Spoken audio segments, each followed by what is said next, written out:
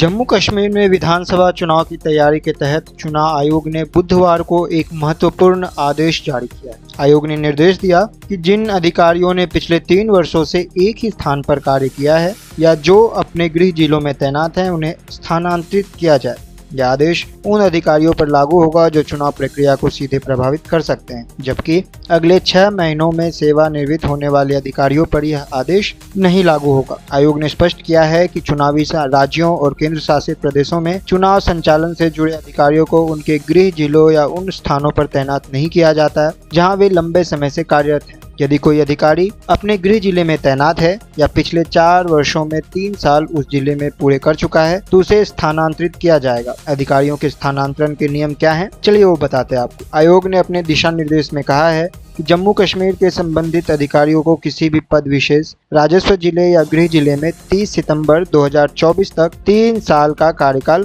पूरा होना चाहिए। 3 साल की अवधि में जिले के भीतर पदोन्नति को भी गिना जाएगा। छोटे राज्यों और केंद्र शासित प्रदेशों में जिलों की संख्या कम होने के कारण यदि किसी अधिकारी का आदेश का अनुपालन में समस्या आती है तो वह विशेष परिस्थितियों में मुख्य निर्वाचन अधिकारी के माध्यम से आयोग को सूचित कर सकता है।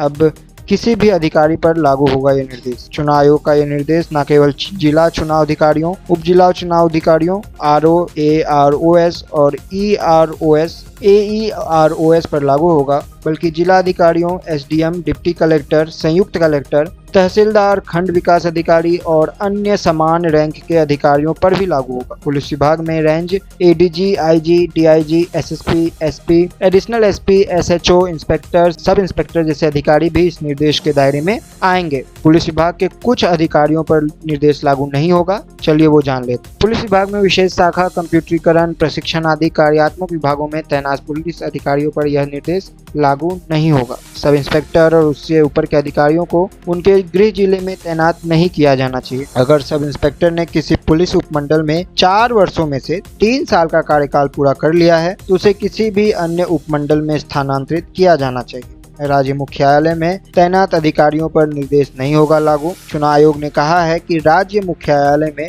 तैनात अधिकारियों पर यह निर्देश सामान्यतः लागू नहीं होगा। यदि ऐसे अधिकारियों के खिलाफ राजनीतिक पक्षपात या पूर्वाग्रह की विशिष्ट शिकायतें हैं तो CEO या ECO उचित कार्रवाई कर सकते हैं। चुनाव में चूक करने वाले अधिकारियों की तैनाती पर रोक। चुनाव संबंधी चूक कर चुके अधिकारियों को किसी भी पद पर नहीं रखा जाएगा। आयोग ने यह भी स्पष्ट किया है कि जिन अधिकारियों के खिलाफ आपराधिक मामले लंबित हैं उन्हें चुनावी ड्यूटी संबंध नहीं दिया जाएगा, मतलब उन्हें चुनाव से संबंध कोई भी ड्यूटी नहीं दिया जाएगा। घोषणा पत्र देने की अनिवार्यता की बात करें तो हर स्थानांतरण आदेश की एक प्रति मुख्य निर्वाचन अधिकारी को दी जाएगी। सभी चुनाव संबंधी अधिकारियों को नामांकन पत्रों की अंतिम तिथि के 2 दिन के भीतर एक घोषणा पत्र देना होगा, जिसमें उन्हें यह पुष्टि करनी होगी कि वे किसी भी उम्मीदवार या प्रमुख राजनीतिक पदाधिकारी के संबंध में नहीं है और उनके खिलाफ कोई आपराधिक मामला लंबित नहीं है। तो इन सारी तैयारियों के मद्देनजर ऐसा संभावना लग रहा है कि सितंबर में ही जम्मू कश्मीर में चुनाव हो सकते हैं। तो आपकी क्या राय है इस विषय पर हमें कमेंट करके जरूर बताएं और बाकी के खबरों के लिए देखते रहिए NL9 न्यूज़। धन्यवाद।